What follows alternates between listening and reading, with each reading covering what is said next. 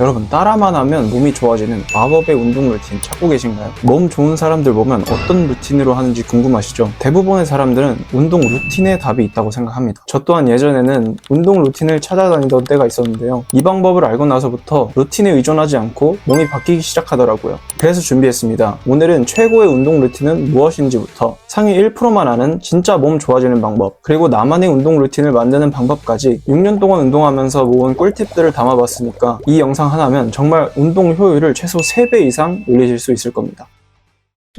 운동 루틴을 검색해보면 정말 많은 루틴들이 나오는데요. 그런데 그 루틴을 어떻게 사용하느냐에 따라서 그 효율이 천차만별로 나뉩니다. 몸 좋은 사람들의 루틴을 따라해봐도 몸이 바뀌지 않으면 나만 잘못하고 있나? 루틴이 잘못됐나? 이런 생각을 하게 되죠. 저도 처음에는 몸이 좋은 사람의 루틴을 무작정 따라하거나 그날 하고 싶은 대로 운동을 했었습니다. 그렇게 해도 이 정도 몸은 됐었거든요. 그런데 어느 순간부터 몸이 변하지 않더라고요. 처음에는 루틴에 문제가 있나? 나만 모르는 더 좋은 루틴이 있나? 이렇게 생각을 했었는데 문제는 루틴에 있지 않았습니다. 나에게 맞는 루틴이 없었기 때문인데요. 초보자 때는 여러 가지 루틴들을 다양하게 해보는 게 좋다고 생각합니다. 왜냐하면 초보자는 아직 기준이 없기 때문에 이것저것 따라해보면서 경험을 해보는 게 더 중요하거든요. 짐워크라는 어플이 있는데 여기 보면 되게 다양한 프로그램들이 많이 있어요. 저도 다운만 받아놓고 써보진 않았는데 어떤 운동을 해야 할지 막막하고 모르겠다면 이런 어플을 사용해서 프로그램들을 따라해보는 것도 좋은 방법이라고 생각합니다. 그리고 유튜브에도 다양한 운동 루틴들이 많기 때문에 그런 걸 따라해도 좋고요. 그리고 이 과정에서 하나 더 느낀 게 있는데 운동만 바꾼다고 되는 게 아니라 먹는 것도 같이 맞춰줘야 되더라고요. 이건 제가 벌크업하면서 직접 느낀 부분인데 먹는 건 어떻게 먹어야 하는지 따로 정리해둔 영상이 있으니까 고정 댓글 참고해보시면 좋을 것 같습니다. 자, 그래서 만약에 운동을 좀 해보고 운동이 좀 익숙해졌다 싶으면 더 이상 다른 사람의 루틴을 따라하지 말고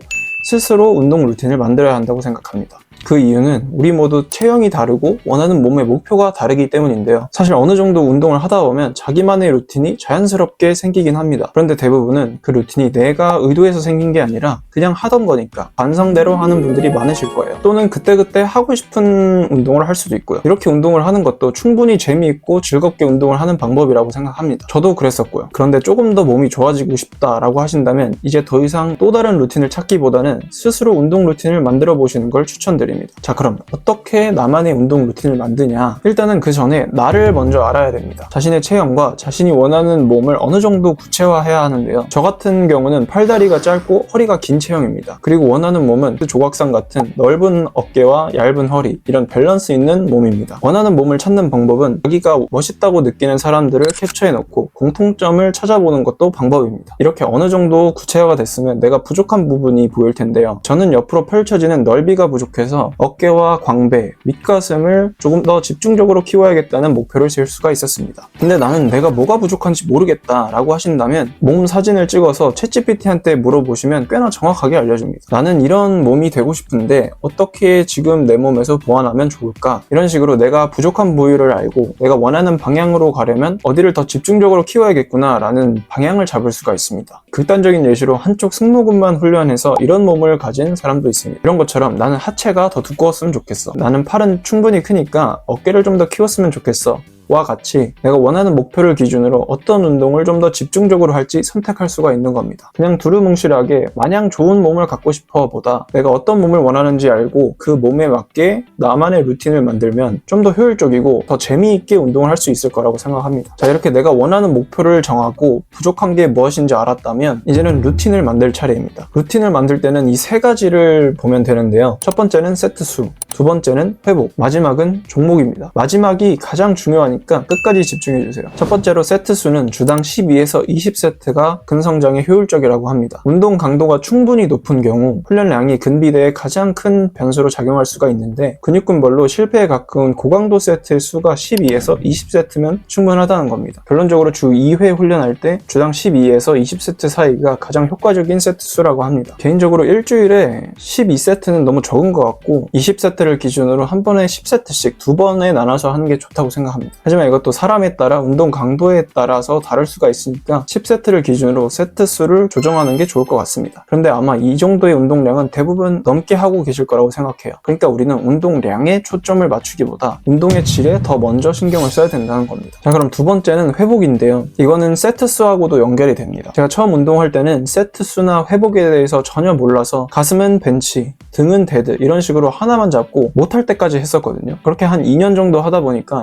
피로가 누적이 돼서 나중에는 자도 피곤하고 아무리 해도 무게도 안 늘고 몸도 그대로더라고요. 그러다 보니까 이렇게 하는 게 맞나? 라는 생각이 들기 시작했습니다. 그래서 내가 다음날 또는 다음 운동할 때 피곤해서 운동을 못한다거나 일상생활에 지장이 있을 정도로 피곤하지 않은 수준까지 운동 강도를 점진적으로 늘려주면 됩니다. 그래서 10세트를 기준으로 운동의 질을 먼저 올리고 점진적으로 세트 수도 올리려고 노력하는 게 좋을 것 같습니다. 그리고 여기서 한 가지 더 중요한 게 있는데요. 회복은 단순히 쉬는 게 아니라 먹는 것까지도 포함이 된다는 겁니다. 운동 강도를 아무리 올려도 몸이 회복할 수 있는 재료가 없으면 절대 커지지 않습니다. 저도 이걸 모르고 운동만 늘렸다 정체가 왔던 케이스인데요. 그래서 제가 제대로 벌크업 하려면 어떻게 먹어야 하는지 그 과정을 따로 영상으로 담아놨습니다. 고정 댓글이 있으니까 회복이 잘 안 되시는 분들 꼭 참고해보세요. 마지막은 종목인데요. 그래 20세트 그리고 회복에 방해되지 않는 선까지 하라는 건 알겠어. 근데 그러면 어떤 운동을 해야 되는 건데? 라고 하실 수가 있어요. 앞에서 약간 힌트를 드렸는데 운동의 양보다 질이 더 중요하다고 했죠. 이 운동의 질을 어떻게 높이느냐, 이게 정말 상위 1%만 아는 가장 중요한 겁니다. 제가 부위별로 운동을 한 가지씩만 추가라 할 때 들었던 생각은 내가 운동을 덜 해서 몸이 안 좋은가? 였습니다. 그래서 종목도 늘리고 부족한 부위를 추가하면서 이것저것 좋다는 건 다 했어요. 그렇게 하다 보니까 운동 시간은 점점 늘어나는데 몸은 그대로더라고요. 저 같은 분들이 많으실 거라고 생각해요. 10세트씩 한다고 하면 사실상 3종목에서 4종목밖에 못 한다는 거거든요. 그럼 사실 많은 종목을 할 필요가 없다는 거예요. 지금 이 영상 멈춰놓고 부위별로 자기한테 가장 잘 맞는 운동 3가지씩만 적어보세요. 아마 3가지가 안 되는 부위도 있고 3가지가 넘는 부위도 있으실 거예요. 사실 이건 상관없어요. 3가지가 넘는다는 건 내가 더 다양하게 운동을 할 수 있다는 옵션이 있다는 거고 3가지가 안 되는 건 그냥 아무거나 넣으면 돼요. 그때 저는 내가 잘하고 싶은 종목을 넣는 걸 추천드려요. 예를 들어 저 같은 경우는 등 넓이 2가지, 등 두께 2가지 이렇게 해서 운동을 하고 있어요.